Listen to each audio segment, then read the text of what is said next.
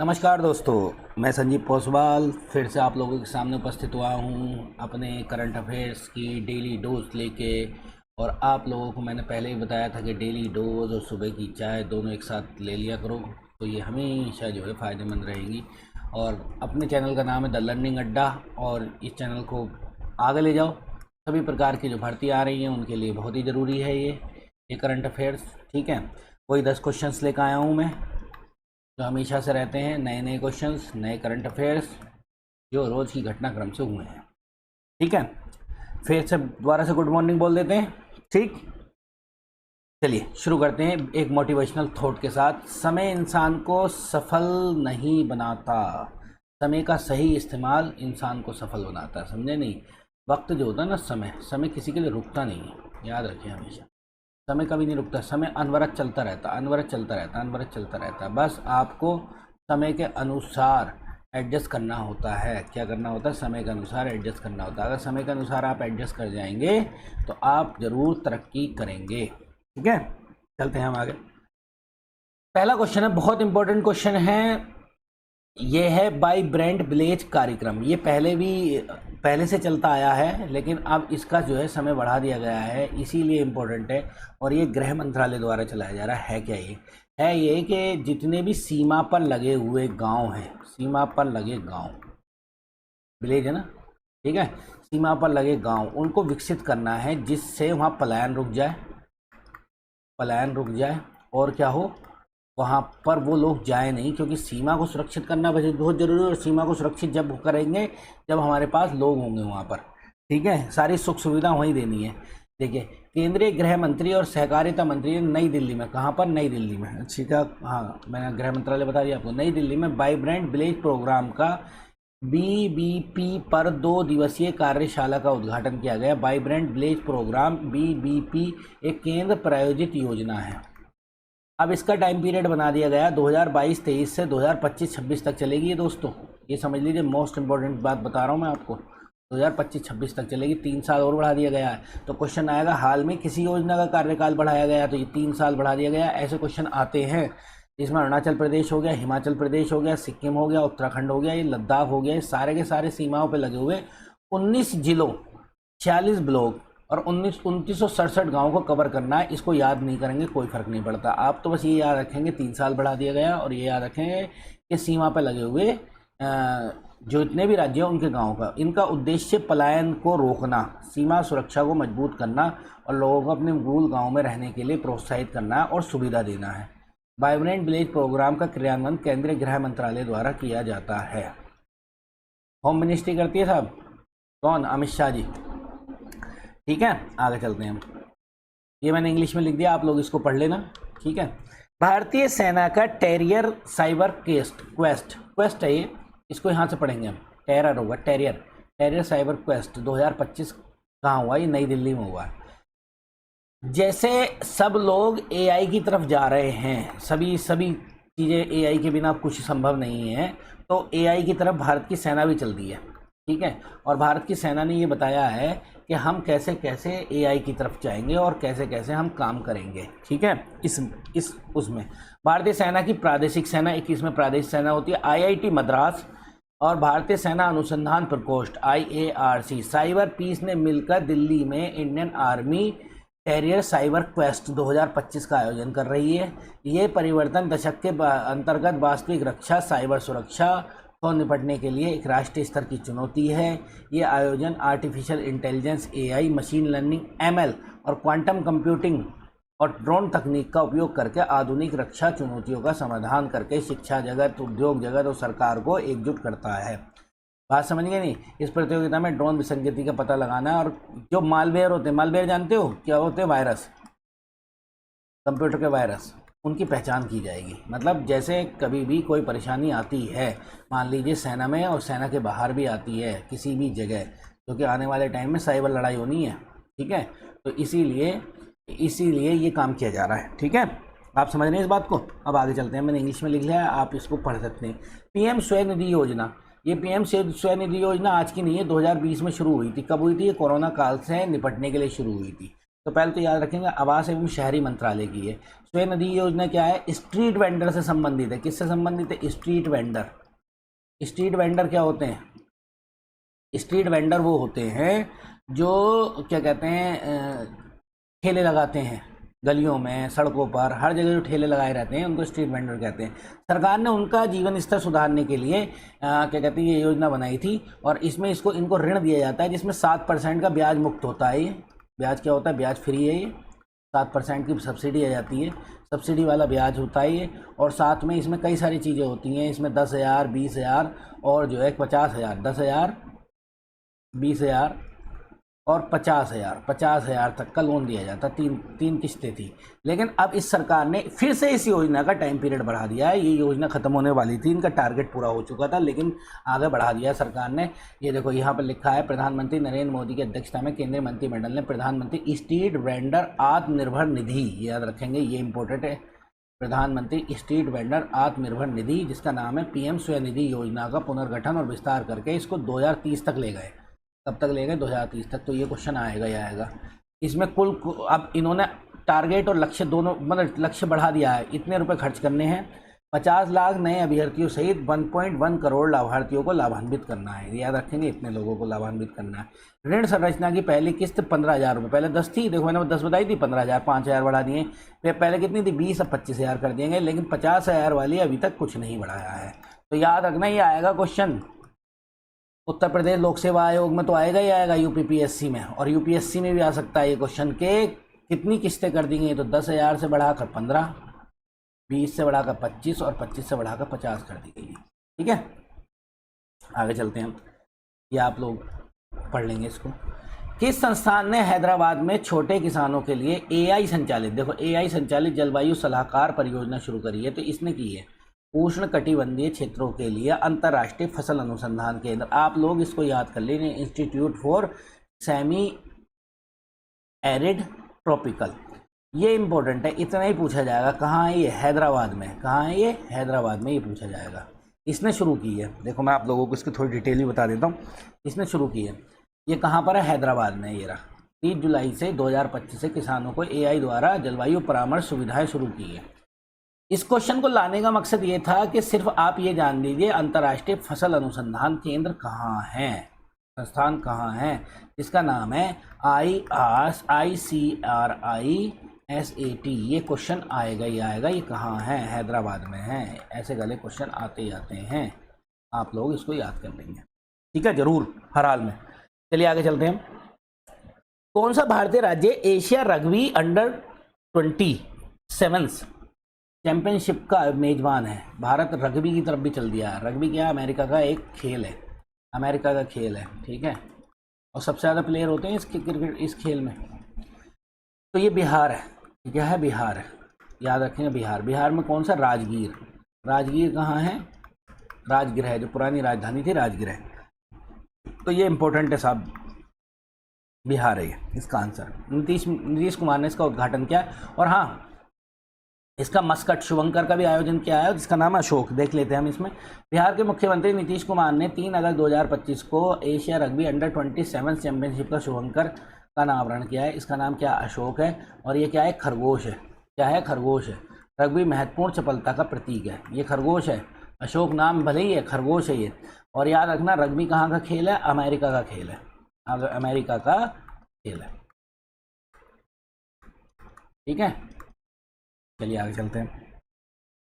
6 अगस्त 2025 में भारतीय तकनीक शिक्षा की गुणवत्ता में सुधार लाने के लिए केंद्रीय मंत्रिमंडल द्वारा अनुमोदित योजना का नाम क्या है? इस योजना का नाम है तकनीक शिक्षा गुणवत्ता सुधार कार्यक्रम। ये किससे रिलेटेड है? NEP 2020। NEP 2020 क्या है? National education policy 2020। इस किस अध्यक्षता में बनाई गई थी? के कस्तूरी रंगन की।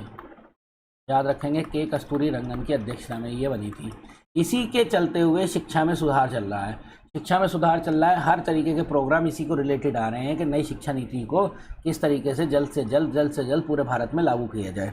ठीक है, जैसे हम बात करें, प्रधानमंत्री नरेंद्र मोदी की अध्यक्षता में केंद्रीय मंत्रिमंडल की तकनीकी शिक्षा में बहुविषयक शिक्षा एवं अनुसंधान मेरिट योजना शुरू की है।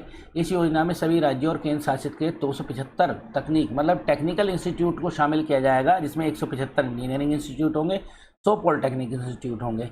इसमें एक ये केंद्रीय योजना है जिसका बजट 2025-26 में 2029 तक 4200 करोड़ रुपए। इसको ना भी याद करोगे तो कोई फर्क नहीं पड़ता, जिसमें वर्ल्ड बैंक से पैसे मिलेंगे 2100 करोड़ रुपए। ये जरूर याद कर लेना किससे स्पॉन्सर्ड है, वर्ल्ड बैंक से स्पॉन्सर्ड है। और इसका उद्देश्य नई शिक्षा नीति को अनुरूप तकनीकी शिक्षा को और समानता और शासन में सुधार लाना है। अच्छा, यहाँ वर्ल्ड बैंक आ गई। वर्ल्ड बैंक के बारे में अगर हम बात करें तो 1945 में बनी थी। हेडक्वार्टर कहाँ, वाशिंगटन है। और क्या है इसके बारे में, इसकी 5 ब्रांच है। एक का नाम है IBRD, एक का नाम है IFC, एक का नाम है मीगा और एक का नाम है ICSID। सबको मिला के ICSID, सबको मिला के वर्ल्ड बैंक कहा जाता है। मेनली ज़्यादातर इन दोनों को मिला के वर्ल्ड बैंक कहा जाता है। ठीक है, आगे चलते हैं। ये आगे आप लोग पढ़ सकते हैं इसको। ये इंपॉर्टेंट इस बार, एटालिन जल विद्युत परियोजना ये आ सकती है अरुणाचल प्रदेश में। असल में इसको अभी मंजूरी मिली है, इससे पर्यावरण मंत्रालय से, पहले मंजूरी नहीं मिल रही थी। कंक्रीट डैम बनाया जा रहा है इस योजना पर। हाइड्रो पावर प्रोजेक्ट है, क्या है, जल विद्युत परियोजना है। जल विद्युत परियोजना है। जल विद्युत परियोजना का मैंने पहले ही बता चुका हूँ कौन कौन देख रेख करता है, NHPC करता है। NHPC की फुल फॉर्म है नेशनल हाइड्रो पावर कॉरपोरेशन। और कब बनाई है, 1975 में बनाया। हेडक्वार्टर कहाँ है इसका, नई दिल्ली में है। ठीक है, समझ में आ रही बात। अगर हम आगे चलें इसके बारे में, एटलिन कहाँ है, अरुणाचल प्रदेश में। यहाँ रखना एक द्री DRI, इसको डी इंग्लिश में पढ़ लेंगे अब। द्री नदी है और तेंगुन नदी, द्री और तेंगुन नदी के बीच में एक विशाल जल विद्युत परियोजना बनाई गई है। द्री नदी मिथुन से मिलती है जो एटलिन गांव के पास तांगुन में मिल जाती है, जिसको दिबांग कहा जाता है। मैंने आप लोगों को बताया ना, यहाँ पर दिहांग भी है, दिबांग भी है, लोहित है, सुबनसिरी है, धनसिरी है। सब ये किसकी सहायक नदी है, ब्रह्मपुत्र में जाकर मिल जाती हैं ये। ठीक है, इस परियोजना में 2 अलग अलग जलमार्ग और प्रणालियों के माध्यम से पानी को मोड़ने के लिए कंक्रीट गुरुत्वीय बांध बनाए जाएंगे। तो अभी से परमिशन मिल गई है, तो इसलिए इंपॉर्टेंट हो गई। क्वेश्चन आ जाएगा एटलिन जल विद्युत परियोजना कहाँ है या कौन सी नदी पर है।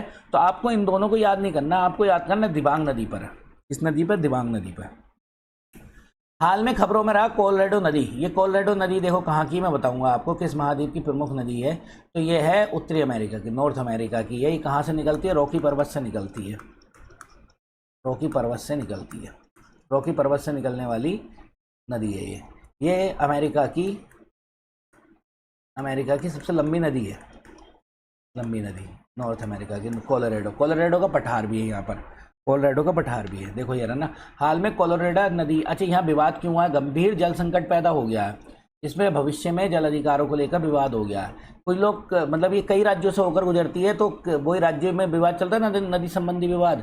वो कहते हैं कि साहब ये मेरे यहाँ तो मुझे पानी ज़्यादा मिलना चाहिए, मेरे यहाँ तो मुझे पानी ज़्यादा मिलना चाहिए। तो एक ऑलरेडी नदी रॉकी पर्वतों के से होता है और 1450 मील 2330 किलोमीटर पश्चिम दक्षिण में मैक्सिको की कैलिफोर्निया की खाड़ी में बहती है। ये कैलिफोर्निया की खाड़ी में गिर जाती है, ऐसे समझ लीजिए। ये अमेरिका के 7 राज्यों से निकलती है और 2 मैक्सिकन राज्यों से निकलती है, मतलब 2 मैक्सिको के राज्यों से भी निकलती है, 7 इनसे निकलती है। इनके बीच में विवाद है। 4 करोड़ से ज़्यादा लोगों को पानी उपलब्ध कराती है। ये विशाल शुष्क और अर्ध शुष्क, ड्राई और सेमी ड्राई, इन दोनों क्षेत्रों से गुजरती है। इस कारण, क्योंकि यहाँ पर खेती करा देती है मैक्सिको में और इन 7 राज्यों में, इसलिए इस कारण इसको दक्षिण पश्चिम की जीवन रेखा कहा जाता है। ठीक, मैं आपको इसके लिए मैप भी लाया हूँ दिखाने के लिए, आप देख लेंगे यहाँ से।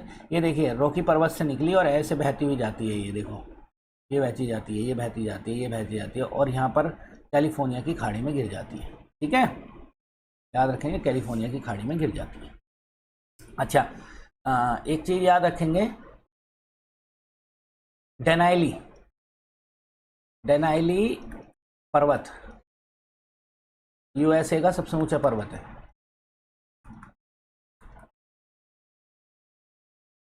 ऊंचा पर्वत रॉकी में नहीं है, लेकिन रॉकी माउंटेन अमेरिका का, USA का सबसे बड़ी रेंज है, सबसे बड़ी रेंज, माउंटेन रेंज। लेकिन USA का सबसे ऊंचा पर्वत कौन है, डेनाइली। अच्छा, ये इसे माउंट मैंकिले भी कहते हैं। क्या कहते हैं, मैंकिले भी कहते हैं। चलो, अब यहाँ पे मैं थोड़ी थोड़ी बातें लिख देता हूँ। सबसे पहले याद कर लें हम एशिया। एशिया का सबसे ऊंचा पर्वत कौन सा है? तो माउंट एवरेस्ट। नंबर 2, एशिया के बाद अगर हम बात कर लें अफ्रीका, अफ्रीका का सबसे ऊंचा है किलिमंजारो। किलिमंजारो। नंबर 3 पर अफ्रीका के बात कर लें हम नॉर्थ अमेरिका। नॉर्थ अमेरिका का मैंने आप लोगों को बता ही दिया, डेनाइली। यूएसए का नॉर्थ अमेरिका का लिख लो डेनाइली। अच्छा, अगर हम चौथे की बात करें, ये नॉर्थ अमेरिका का हो गया। साउथ अमेरिका का, साउथ अमेरिका का कौन सा है? एकांगागुआ। ठीक। अच्छा, ऑस्ट्रेलिया का कौन सा है? ऑस्ट्रेलिया का माउंट कोसियुस्को। यूरोप और बचा, यूरोप का क्या है? यूरोप का है एल्ब्रुस। ये याद कर लेंगे भाई सब, माउंट एल्ब्रुस। ठीक है। हाँ, अभी आ गया यूएनडीपी इक्वेटर इनिशिएटिव अवार्ड किस समूह ने जीता है? तो सेल्फ हेल्प ग्रुप है ये, सेल्फ हेल्प ग्रुप। ये हमेशा याद रखेंगे, ये हमेशा स्वयं सहायता समूह होते हैं जो क्या कहते हैं, कुछ ना कुछ नया करते रहते हैं, इसीलिए इनको मिलाया गया है ये पुरस्कार। और यूएनडीपी का हेडक्वार्टर कहाँ है? न्यूयॉर्क में है। और ये किसकी संस्था है? यूएनओ की संस्था है। इसका अवार्ड मिलना अपने आप में भारत के किसी व्यक्ति को इम्पोर्टेंट है, और इसको नोबेल प्राइज़ भी कहते हैं। किस तरीके का नोबेल कहते हैं इसको याद रखेंगे। तो बीबी फातिमा के स्वयं सहायता समूह को मिला है। ये क्या है? धारवाड़ जिले की। धारवाड़ जिले कहाँ? कर्नाटक में। और कर्नाटक में ये वो जिला है जहाँ पर खनिज मिलते हैं, मिनरल्स मिलते हैं। क्या मिलते हैं? मिनरल्स मिलते हैं। ठीक है, एक सेकेंड, यहाँ पर मिलते हैं खनिज। ठीक। स्वयं सहायता समूह इक्वेटर इनिशिएटिव अवार्ड 2025 जीता है। इस पुरस्कार का इक्वेटर इनिशिएटिव के तहत यूएनडीपी द्वारा दिया हर 2 साल में प्रदान किया जाता है। इस पुरस्कार में अक्सर जैव विविधता के संरक्षण का नोबेल पुरस्कार कहते हैं। इस पुरस्कार को क्या कहते हैं? बायोडाइवर्सिटी। ये बायोडाइवर्सिटी का नोबेल पुरस्कार बोला जाता है। फिजिक्स के नोबेल पुरस्कार की घोषणा हो गई है, आप लोग पढ़ लेना। मैं आप लोगों को एक साथ सारे नोबेल पुरस्कार लिखवा दूंगा। बीबी फातिमा एसएसजी ने वर्षा आधारित खेतों में बाजरा आधारित मिश्रित फसल की शुरुआत की थी, इसीलिए इनको दिया गया है। बात आ रही है समझ में? और बाजरा को लोकप्रिय बनाया कहाँ? कर्नाटक में। जबकि बाजरा कहाँ उगता है? सबसे उचित अवस्था कहाँ है? राजस्थान में। लेकिन इन्होंने कहाँ उगा के दिखाया? कर्नाटक में। कुछ नया किए। ठीक है, चलिए आगे चलते हैं। ये बीबी फातिमा हो गई। 10वां, युद्ध नाशियों के विरुद्ध ड्रग विरोधी अभियान किस राज्य ने शुरू कराया? तो ये सब पंजाब ही करेगा। पंजाब में नशे का उड़ता पंजाब है इस समय, उड़ता पंजाब। और नशा के ऊपर पंजाब से ज़्यादा नशा कहीं नहीं किया जा रहा है। इवन आप लोगों को बता रहा हूँ, ड्रोन के जरिए, ये भी याद रखना, ड्रोन के जरिए पाकिस्तान से भी नशे की वस्तुएं आती हैं।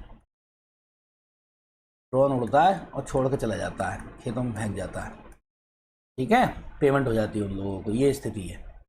ठीक, उड़ता पंजाब। तो पंजाब ने शुरू किया। चलिए आगे शुरू करते हैं। हमारा थैंक यू आ गया है। और आप लोगों को ये क्लास कैसी लगी हो? क्लास मैंने थोड़ी शॉर्ट की आप लोगों के कहने पर, जिससे आप लोगों को समय अनुसार ये हो जाए, मतलब पढ़ाई हो जाए। और आने वाले समय में जल्दी हम डिजिटल बोर्ड पर आप लोगों को दिखाई देंगे। ठीक है, इसी के साथ, इसी आशा के साथ बात करते हैं कि आप हमारे चैनल को आगे ले जाएंगे। थैंक यू, बहुत बहुत धन्यवाद आपका।